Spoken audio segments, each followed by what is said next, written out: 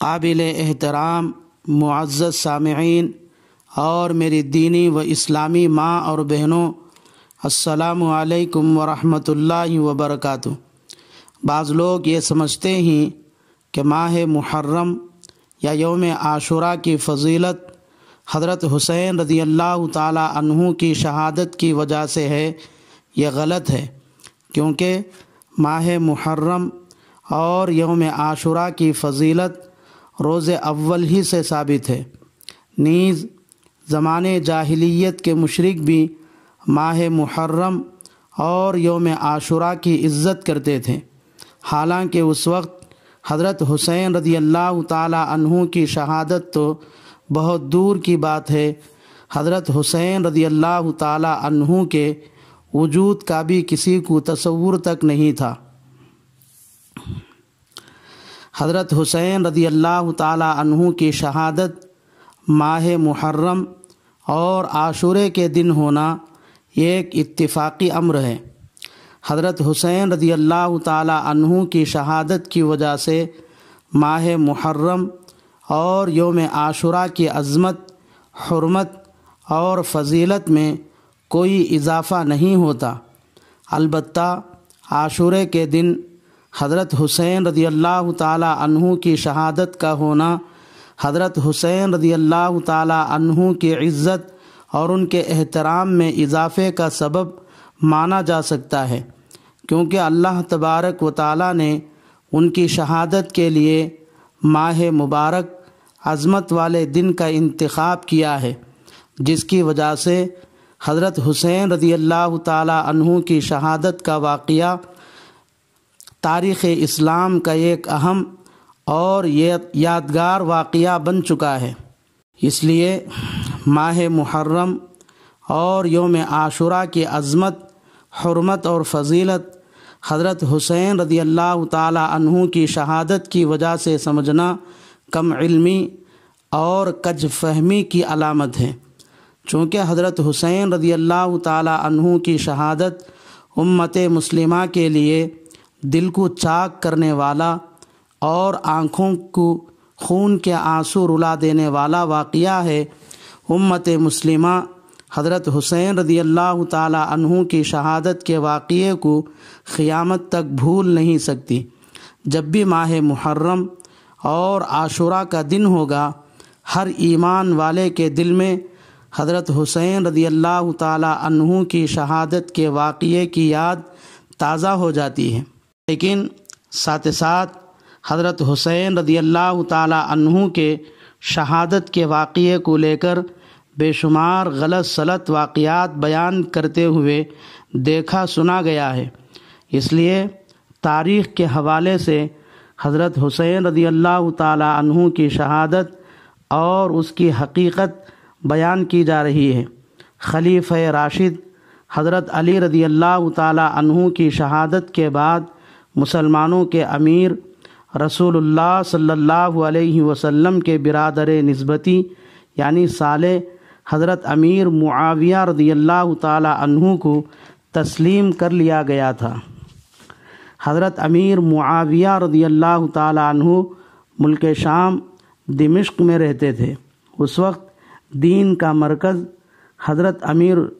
معاویہ رضی اللہ تعالی عنہ نے اسی کو بنا لیا تھا۔ اس وقت مدینے کے والی یعنی ذمہ دار ولید بن عتبہ تھے۔ حضرت امیر معاویہ رضی اللہ تعالی عنہ اپنی حیات ہی میں مغیرہ ابن شعبہ کے مشورہ دینے کی وجہ سے اپنے بعد اپنے بیٹے یزید کے لیے لوگوں سے بیعت لینا شروع کیا، حالانکہ یزید شریعت کے خلاف کاموں میں مصروف رہتا تھا، شعر شاعری اور شکار کا بڑا شوقین تھا۔ حضرت معاویہ رضی اللہ تعالی عنہ کے مرض الوفات میں وصیت کے باوجود حضرت امیر معاویہ کی بیماری خطرناک سمجھتے ہوئے بھی شکار پر نکل گیا۔ حضرت امیر معاویہ رضی اللہ تعالی عنہ کی وفات پر بھی نہیں آیا۔ چند دنوں کے بعد آ کر حضرت امیر معاویہ رضی اللہ تعالی عنہ کی قبر پر جنازے کی نماز پڑھا۔ اگرچہ کہ لوگ حضرت امیر معاویہ رضی اللہ تعالی عنہ کی وجہ سے یزید کے لیے بیعت کر لیا، لیکن یزید کے شریعت کے خلاف کاموں میں مصروف رہنے کی وجہ سے اکثر لوگ اس سے ناراض رہتے تھے اور اس کو خلافت کا مستحق نہیں سمجھتے تھے۔ اسی لیے مدینہ منورہ کے بعض اکابر صحابہ بھی یزید کے لیے بیعت کرنے سے قطعی طور پر انکار کر دیا تھا۔ جس وقت امیر معاویہ رضی اللہ تعالی عنہ کی وفات ہوئی، ملک شام والے بغیر سوچے سمجھے یزید کے ہاتھ پر خوشی خوشی بیعت کر لی۔ اسی طرح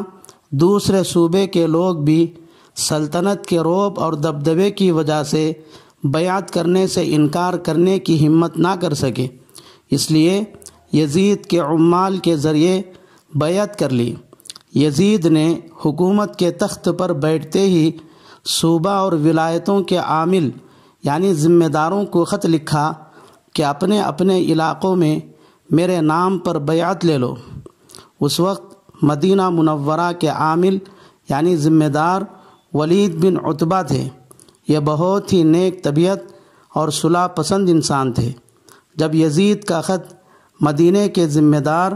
ولید بن عتبہ کے پاس آیا تو اس وقت مدینہ منورہ میں حضرت حسین رضی اللہ تعالی عنہ، حضرت عبداللہ ابن زبیر رضی اللہ تعالی عنہ، حضرت عبداللہ ابن عمر رضی اللہ تعالی عنہ اور حضرت عبداللہ ابن عباس رضی اللہ تعالی عنہ بھی موجود تھے۔ یزید کو حضرت عبداللہ ابن عمر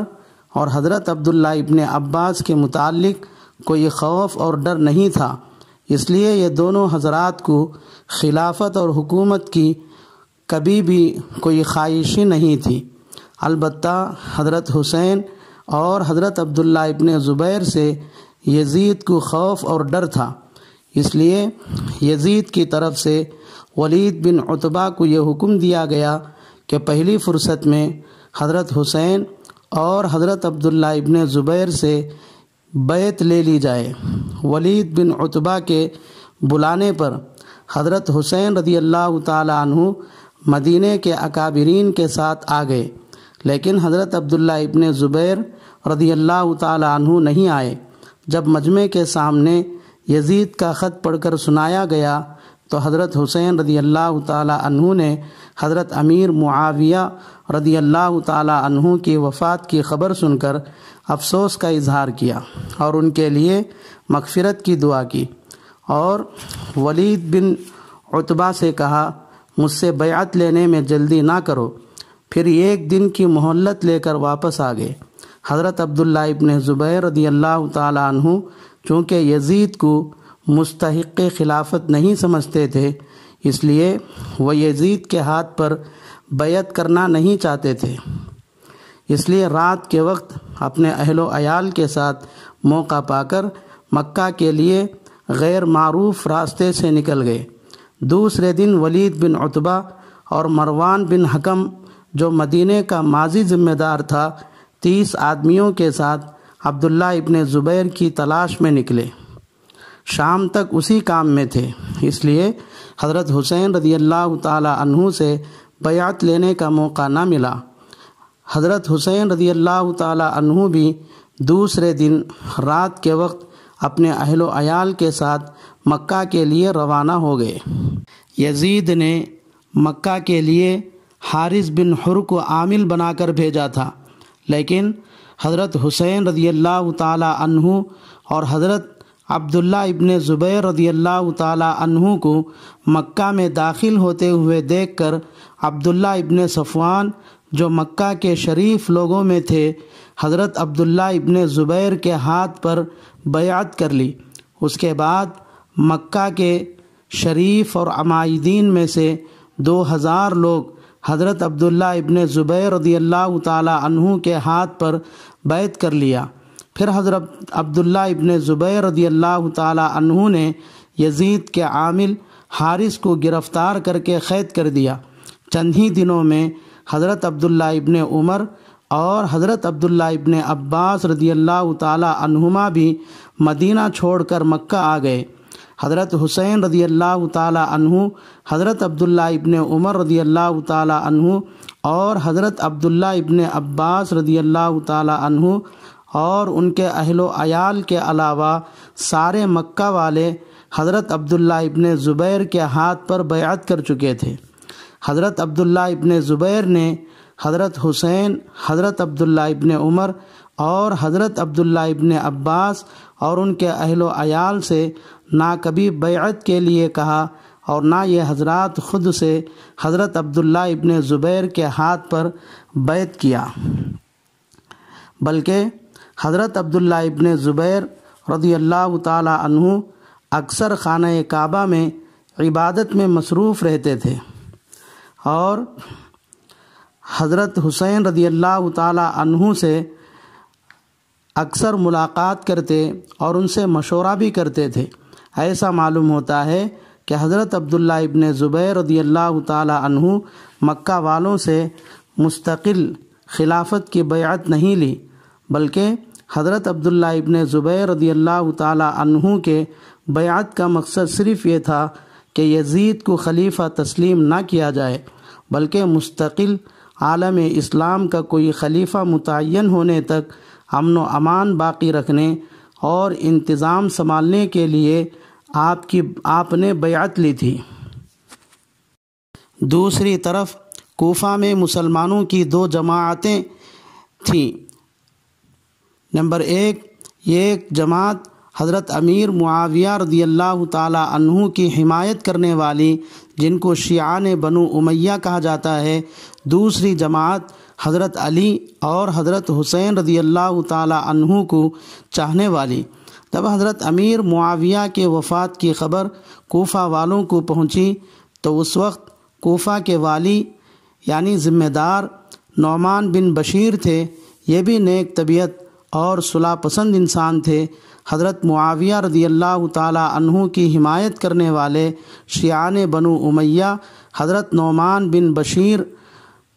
کے ہاتھ پر یزید کے لیے بیعت کر لی، لیکن حضرت علی اور حضرت حسین کو چاہنے والے نعمان ابن بشیر کے ہاتھ پر بیعت نہیں کیا، کیونکہ یہ لوگ امیر معاویہ کی حیات ہی میں حضرت حسین کو کوفہ بلانے کے لیے حضرت حسین کو خط و کتابت لکھ کر کوشش کرتے تھے۔ وہ سب حضرت امیر معاویہ کے وفات کی خبر سن کر سلیمان بن سرد کے مکان میں جمع ہو کر مشورہ کیا اور سب نے متفق ہو کر یہ طے کیا کہ یزید کو خلیفہ تسلیم نہ کیا جائے، بلکہ حضرت حسین رضی اللہ تعالی عنہ کو کوفہ بلا لیا جائے اور ان کے ہاتھ پر بیعت کر لیا جائے۔ اس درمیان میں ان کو یہ بھی معلوم ہو گیا کہ حضرت حسین رضی اللہ تعالی عنہ اور حضرت عبداللہ ابن زبیر رضی اللہ تعالی عنہ، حضرت عبداللہ ابن عمر رضی اللہ تعالی عنہ اور حضرت عبداللہ ابن عباس رضی اللہ تعالی عنہ مدینہ چھوڑ کر مکہ پہنچ چکے ہیں، اور مکہ والے حضرت عبداللہ ابن زبیر رضی اللہ تعالی عنہ کے ہاتھ پر بیعت کر چکے ہیں، لیکن حضرت حسین رضی اللہ تعالی عنہ نے ابھی تک حضرت عبداللہ ابن زبیر رضی اللہ تعالی عنہ کے ہاتھ پر بیعت بھی نہیں کیا ہے۔ اس لیے انہوں نے حضرت حسین کو ایک خط لکھا جس کا مضمون یہ تھا: آپ کے مقابلے میں یزید کسی طرح بھی خلافت کا مستحق نہیں ہے، خلافت کے حقدار تو صرف آپ ہیں، ہم آپ کے اور آپ کے والد حضرت علی رضی اللہ تعالی عنہ کے شیدائی اور بنو امیہ کے دشمن ہیں، ہم نے آپ کے والد حضرت علی کے ساتھ مل کر طلحہ اور زبیر سے جنگ کی تھی اور میدان صفین میں شامیوں کے دانت کھٹے کیے تھے، ہم تو خلافت اور امامت کے حقدار صرف آپ کو سمجھتے ہیں، اس لیے ہم اور ہمارے سردار یزید کے حاکم نعمان بن بشیر کے پیچھے جمعہ کی نماز تک پڑھنا چھوڑ دیا ہے۔ کوفہ اور عراق میں کل 1,00,000 سپاہی ہیں جو آپ کے ہاتھ پر بیعت کرنے کو تیار ہیں۔ آپ یہ خط ملتے ہی دیر کیے بغیر کوفہ کو تشریف لائیے، ہم یزید کو قتل کر کے آپ کو عالم اسلام کا خلیفہ بنائیں گے۔ اس طرح کے اور اس سے ملتے جلتے مضمون والے خطوط کوفہ والوں کے پاس سے حضرت حسین رضی اللہ تعالی عنہ کے پاس تقریباً 150 خط پہنچے ہیں۔